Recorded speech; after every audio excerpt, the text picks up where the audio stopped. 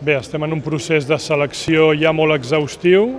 Portem 12-14 dies tota la secretaria tècnica treballant i properament esperem arribar a un acord amb el futur entrenador.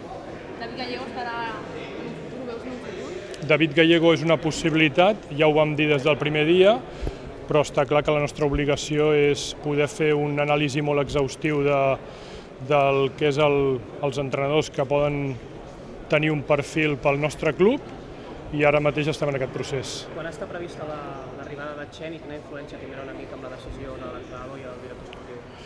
Bé, l'arribada de Chen m'imagino que serà a finals d'aquesta setmana pel que ens diuen i evidentment amb la seva estada a Barcelona agilitzarem diversos processos com la selecció d'entrenador, la selecció de director esportiu.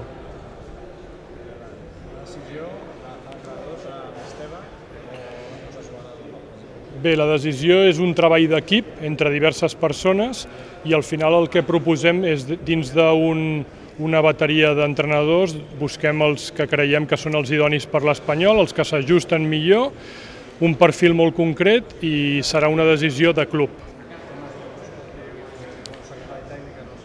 És el mateix.